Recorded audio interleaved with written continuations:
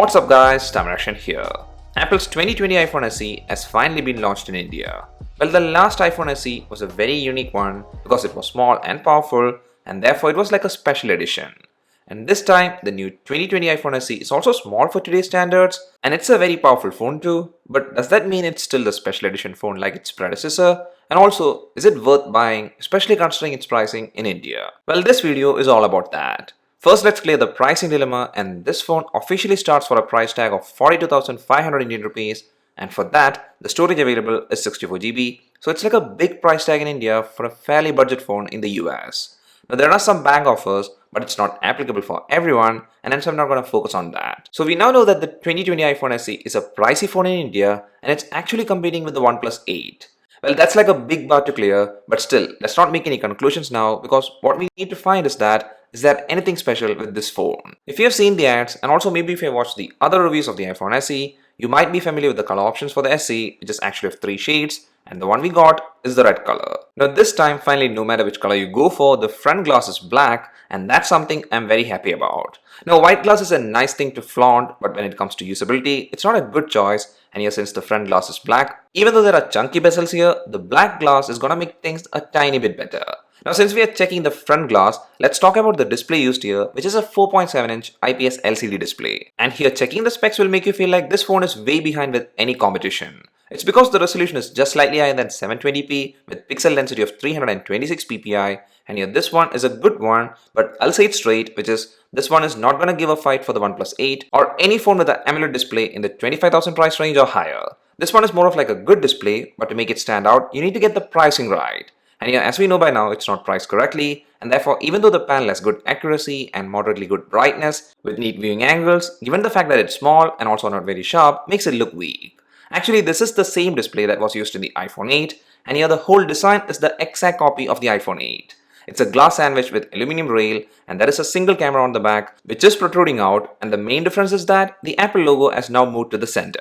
I do like this design, and that's mainly because it's user-friendly in one hand and the phone is slim and also very sturdy. For the ports available, you just get the lightning port, and there are a couple of grills next to it in which this one is the primary speaker and the earpiece is also a speaker. Now since we get the dual speaker setup here, the sound quality is good with clarity and also sufficient loudness. And about the buttons, Apple makes good quality buttons, and here the story is the same. In the front, the classic home button is back, and embedded in that is the very fast and accurate Touch ID. I've never been so happy to have Touch ID back because it's more convenient based on today's scenario. So after checking the whole design, it's a place that makes this phone stay on par with its competitors. The device is well put together with tight tolerances and no flex or any gap, and therefore about the design and build quality, you won't be disappointed with the new SE. And by the way, this phone does support dual SIM, but please keep in mind there is only one standard nano SIM slot and the second one is eSIM. And here, as you can see, this rubber gasket will give you the idea that the new 2020 iPhone SE is water resistant. Well, it's rated IP67, which is actually a plus point for the SE. And here the plus point is elevated with the next thing we're gonna check, and that's performance. Well, this is what makes this small chunky bezel phone a standout one. The iPhone SE has Apple's latest 813 Bionic chip with 3 GB of RAM, and here you don't have to worry about how it handles things. It's fast.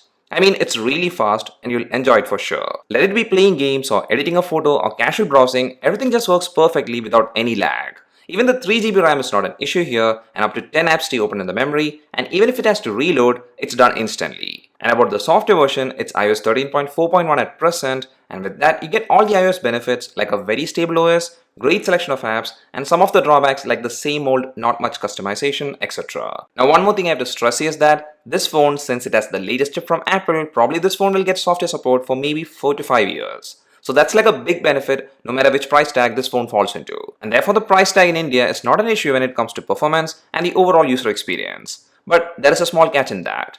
Do you remember that the base variant just has 64 GB storage? And given the fact that there is no expandable storage option here, you need to be careful about the space you need. Well, I usually get the base storage variant, and that's because I rely a lot on cloud services, and also I usually don't always have plenty of games installed, and then 64 GB works for me. But if you plan to use this phone for 2 years or more, which you should be doing considering the price, I'll surely recommend to go for at least the 128 GB variant. But then by doing that, the price will increase more, but still, even at that price, the performance factor is perfectly covered. Now this phone does use a lot of parts from iPhone 8, and that's the story when we check the cameras. It's the same one in the iPhone 8, but since the processor being different and since it has better image processing capabilities, the single rack camera takes improved shots than what the iPhone 8 could capture.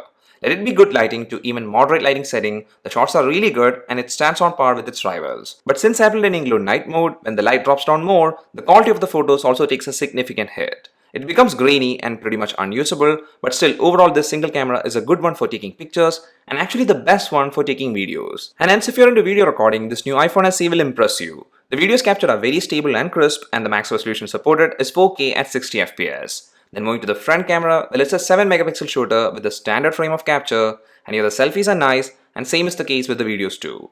So overall what I feel about this camera is that it's a solid one and for the segment it falls into, it does stay on par with the other offerings even though we do miss out the versatility of multiple cameras. And by the way, this new iPhone SE, similar to the iPhone XR, portrait shots only works with people.